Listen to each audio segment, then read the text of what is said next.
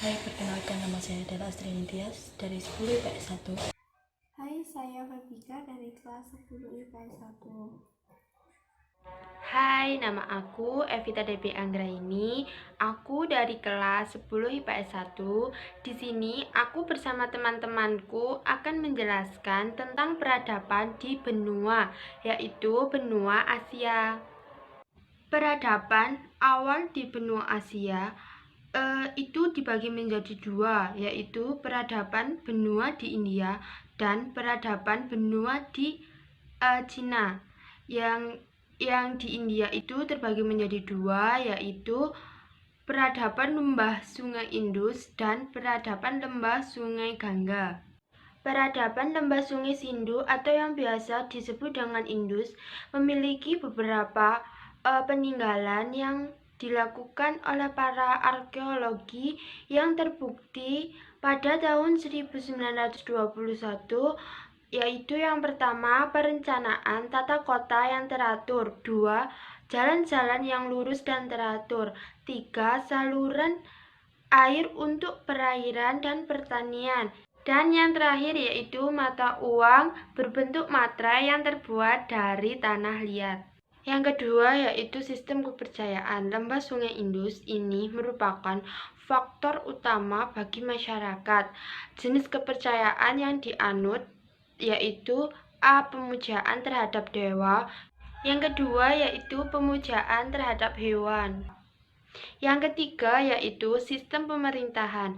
Pemerintahan lembah Sungai Indus dipegang oleh kepala suku, kemudian berkembang menjadi sistem pertanian desa permukiman makin padat sehingga membentuk pemerintahan kota. Peraturan tentang tata kota dipatuhi oleh penduduknya dengan baik. Yang keempat yaitu tatanan sosial masyarakat.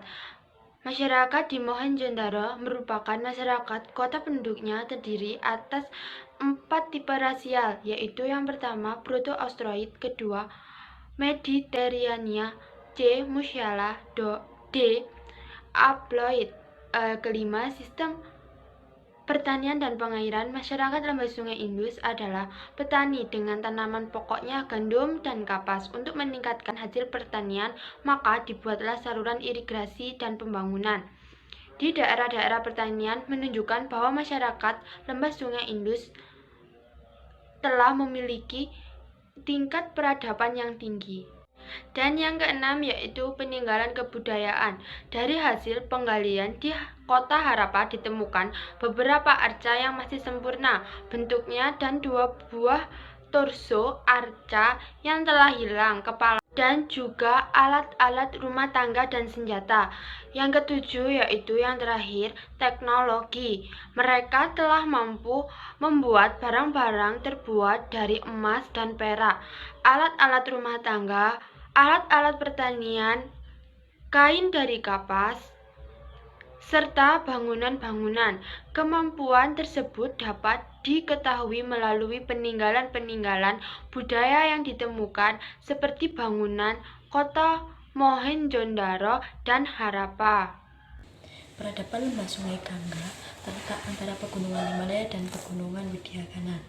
Sungai Gangga bermata air di pegunungan Himalaya dan mengalir melalui kota-kota besar seperti Delhi, Agra, Patna, dan bermuara di Teluk Benggala. Pendukung peradaban tersebut adalah bangsa Aryan termasuk bangsa Indonesia dan Jerman. Mereka datang dari daerah Kaukasus. Mereka masuk ke India Utara pada abad ke-16 Masehi.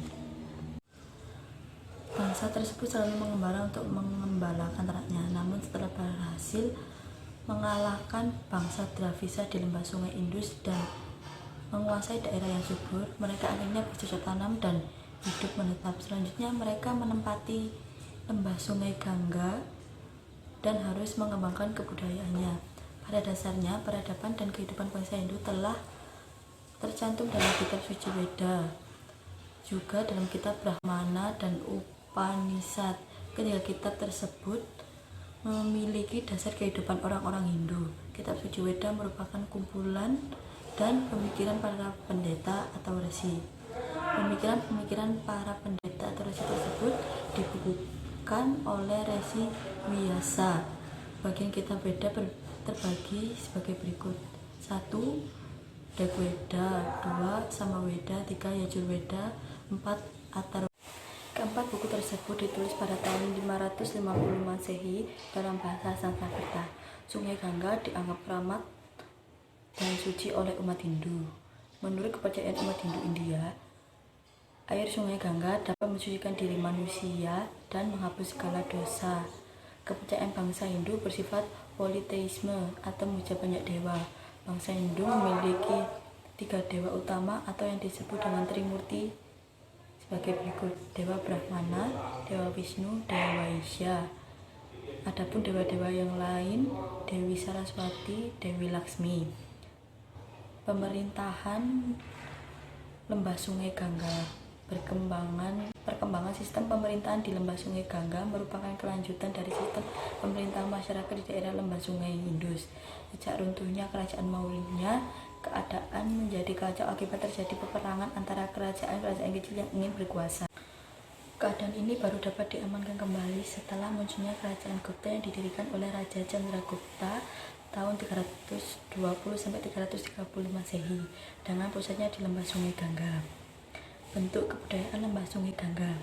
Perkembangan kebudayaan masyarakat Lembah Sungai Gangga mengalami banyak kemajuan pada bidang kesenian, kesusastraan, seni pahat, dan seni pesat.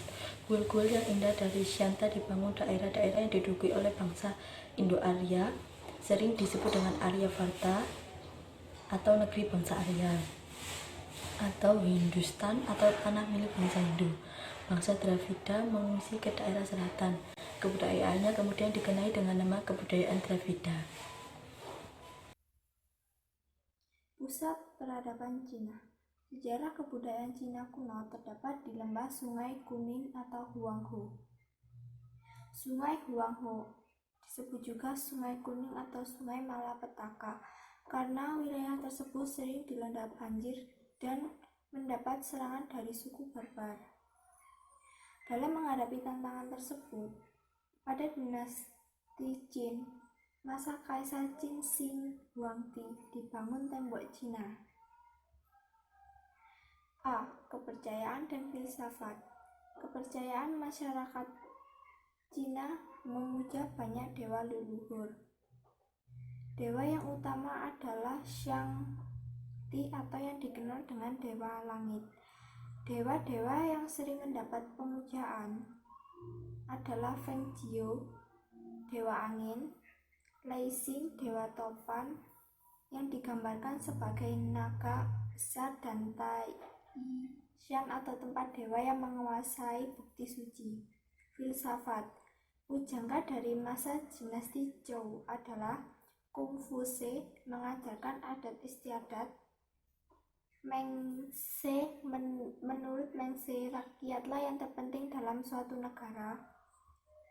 Lao Tse, supaya dunia tertib selamanya, siapapun harus mengerjakan.